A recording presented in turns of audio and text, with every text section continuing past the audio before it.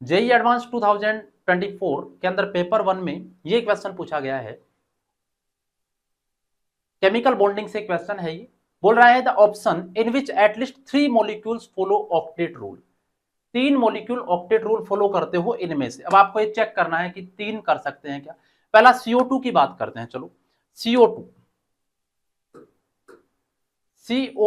और CO2 को तो आप जानते ही हैं, इस तरह से स्ट्रक्चर होती है। और यहां पर ऑक्टेट रूल, सभी का ऑक्टेट कंप्लीट है, 8 इलेक्ट्रॉन। चलो सेंट्रल एटम में भी बात कर लेते हैं, बाकी सबका ऑक्टेट कंप्लीट है। C2H4 की अगर बात करें, C double bond C, ethylene या इथीन का इस तरह से स्ट्रक्चर। यहां पर 1 2 3 4 5 6 7 8 इलेक्ट्रॉन यहां पर भी है और 8 इलेक्ट्रॉन यहां पर भी है। हाइड्रोजन तो ऑक्टेट कंप्लीट कर नहीं सकता, वो तो डुप्लेट ही कंप्लीट करेगा, तो उसके डुप्लेट को ही कंसिडर किया जाता है।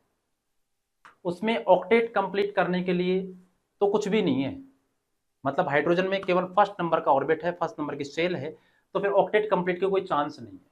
मतलब ये ऑक्टेट को फॉलो कर रहा है, ये भी ऑक्टेट को फॉलो कर रहा है। एनओ की बात करते हैं। एनओ का ऐसे जनरल स्ट्रक्चर बना रहे हैं। नाइट्रोजन में 5 इलेक्ट्रॉन होते हैं, 1 2 3 4 और 5, और ऑक्सीजन के साथ में इस तरह से डबल बॉन्ड बना रहे हैं। देखो यहां पर ऑक्सीजन, नाइट्रोजन में 4 और 3 7 इलेक्ट्रॉन हो रहे हैं कि नहीं हो रहे, ओड इलेक्ट्रॉन डेफिशिएंसी है। मतलब यहां पर ऑक्टेट कंप्लीट नहीं है नाइट्रोजन का, तो इसमें नहीं है। HCl को चेक करो, हाइड्रोजन और क्लोरीन। क्लोरीन में कितना इलेक्ट्रॉन, 7 इलेक्ट्रॉन, और हाइड्रोजन में 1।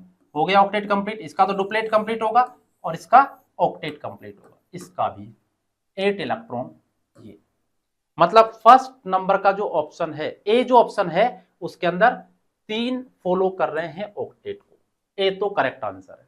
बी चेक करो, NO2 की अगर बात करें तो इस तरह से स्ट्रक्चर, ये लो, यहां पर ये लोन पेयर था, ये और 1 इलेक्ट्रॉन और बच गया, हो गए 1 2 3 4 5 6 और 7 इलेक्ट्रॉन का केस बन रहा है।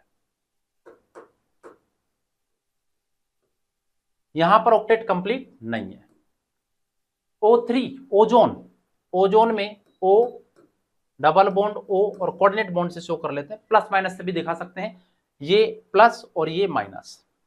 चलो इसके अंदर ऑक्टेट देखो, यहां पर 1 2 3 4 और 2 ये रहे, इसके भी 1 2 3 4 और 2 ये रहे। ऑक्टेट कंप्लीट है, 4 और 4 8, इसका ऑक्टेट कंप्लीट है। इसके 4 2 6 और 2 8, इसका ऑक्टेट कंप्लीट है। और इसके पास में 1 2 3 4 5 6, इसका ऑक्टेट कंप्लीट है। मतलब O3 में ऑक्टेट कंप्लीट है। HCl की बात करो, HCl तो बता दिया ऑक्टेट कंप्लीट है।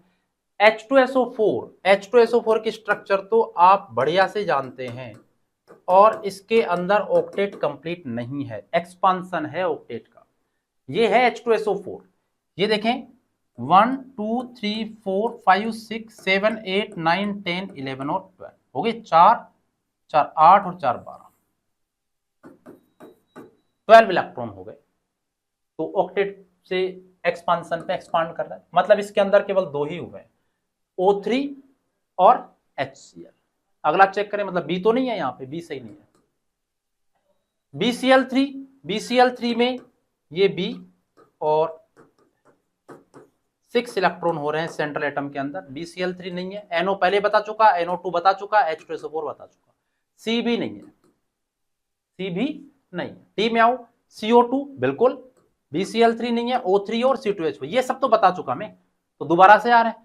तो मतलब D में भी 3 1 2 और 3 ऑक्टेट को फॉलो कर रहे हैं, तो फिर सही आंसर क्या हो जाना चाहिए, A और D is the correct answer. ये दोनों है जो ऑक्टेट को फॉलो कर रहे हैं, मतलब इन ऑप्शन में 3 मॉलिक्यूल कम से कम है जो कि ऑक्टेट को फॉलो कर रहे हैं। केमिकल बॉन्डिंग से एक क्वेश्चन है, आसान क्वेश्चन था, आसानी से थोड़ा सा भी आइडिया है तो क्वेश्चन को सॉल्व किया जा सकता है। मल्टीपल ऑप्शन में क्वेश्चन था।